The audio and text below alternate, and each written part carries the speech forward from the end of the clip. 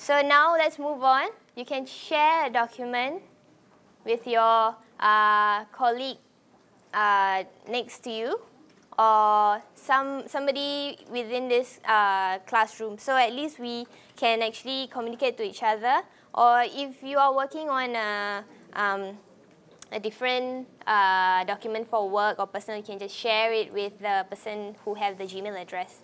Okay, how to share? Anyone knows how to share? Click which button did we click on just now? The share button at the top right-hand corner. So currently, you can see if I put my mouse cursor at the share button, it is private only to me. So this document I created, I just created this document just now with you, right? And you created yours. You should see that it's private only to yourself. So I want to share with someone in the classroom. So maybe I can share with Chaolun. What's the Gmail address? Chaolun dot SEOW gmail.com. And I'll make Chaolun an editor and save. So let's share this, your document with someone or a few people among yourself or someone next to you. So at least we can see how it works. Okay, after you shared your document with someone, the person will receive an email, a notification email. Like now I received an email from Jason, and then I can actually look at the document with me.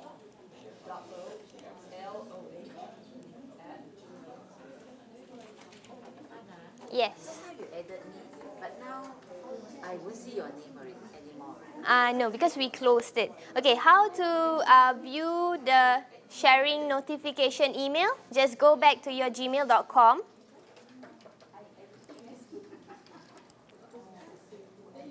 Okay, let me just show you. Okay, once you shared, the person who you have shared with will receive an email that looks something like this.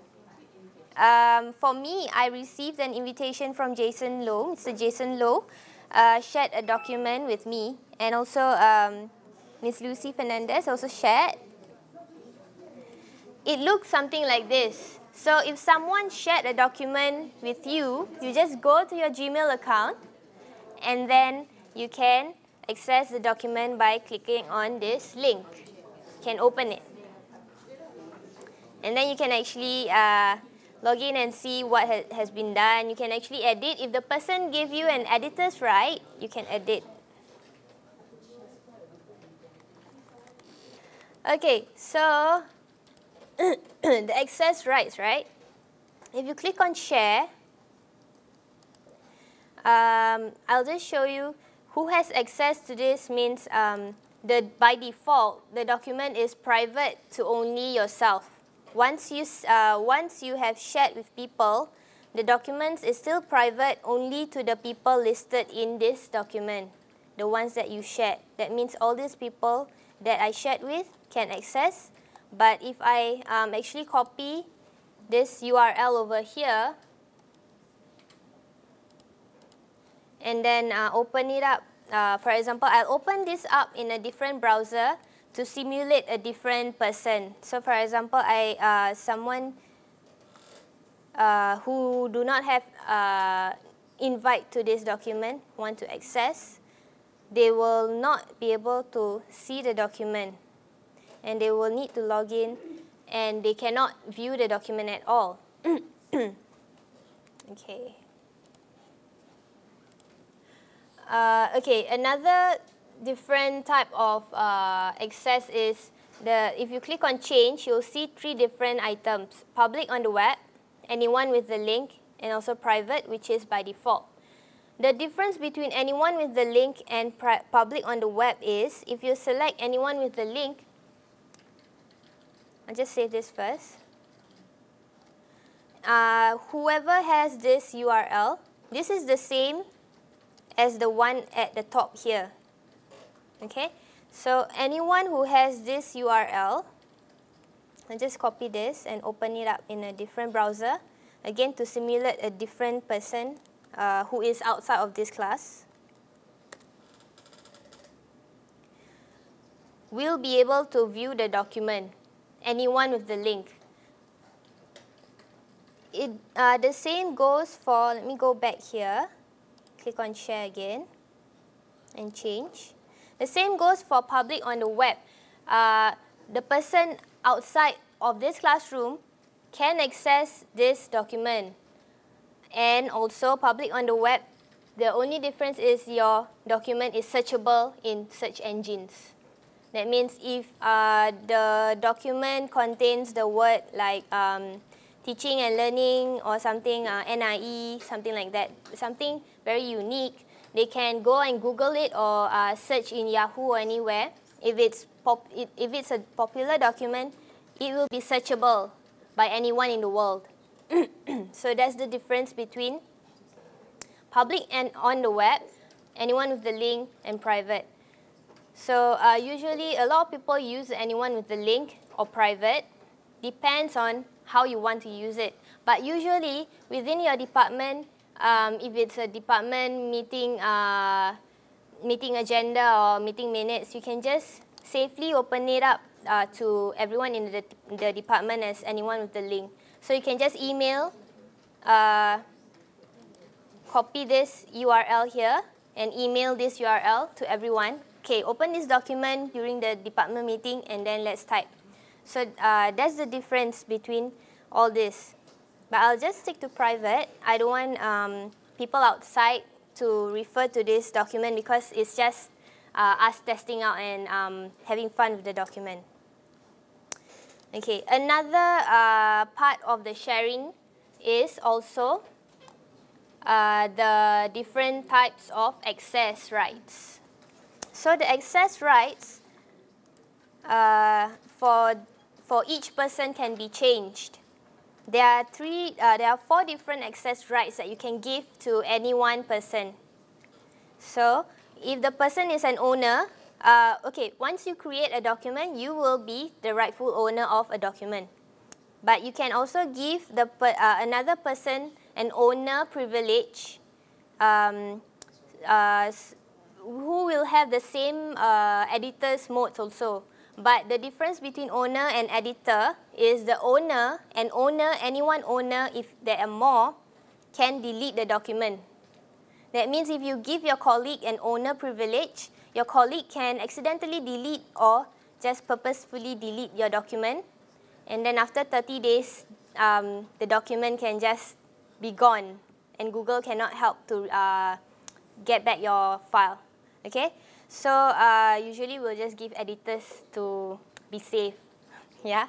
Okay, so editor, you should know the editor's rights that the person can edit and make comments and things like that.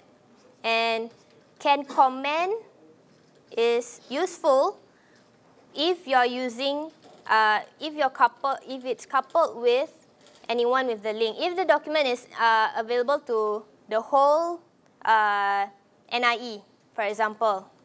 So the whole NIE, each AG and each department can access, but only the person who can comment, for example, Nurul Ain, I'll make her a commenter only. Means that she can only view and make comments, like how we did, like make comments, right click and comment or comment. That's all that she can do. She will not be able to see all this formatting bar, the menu up top. She will not see all this bold and all these things. She will not be able to use this because she's a commenter. So I'll just switch back as an editor so that she can make use of this document to play around.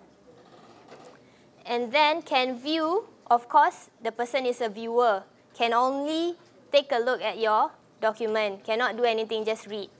If have comment also, they need to email you or just go to your desk and then, excuse me, your document is wrong, you need to correct this, blah, blah, blah.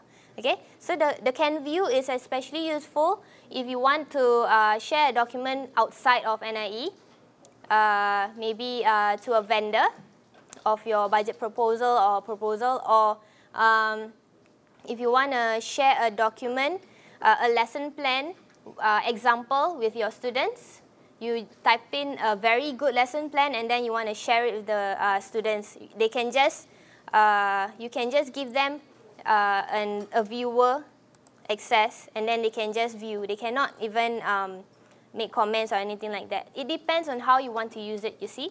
So that's, let me change this. So that's the differences between the sharing settings. So it can be coupled with the different settings, the sharing settings for the whole document, private, anyone with the link, or public. So the difference between anyone with the link and public is that public on the web means that it's searchable. Anyone in the world can actually view this document. And also, if it's public on the web or anyone with the link, you can also further assign the access rights to the people to be able to edit or comment or view. Or if it's public on the web, you can actually make anyone can be an editor. So this document that you created is editable by anyone in the world. So that's for example. It depends on how you want to use it. All right. Okay, and of course, just now there was typos in emails.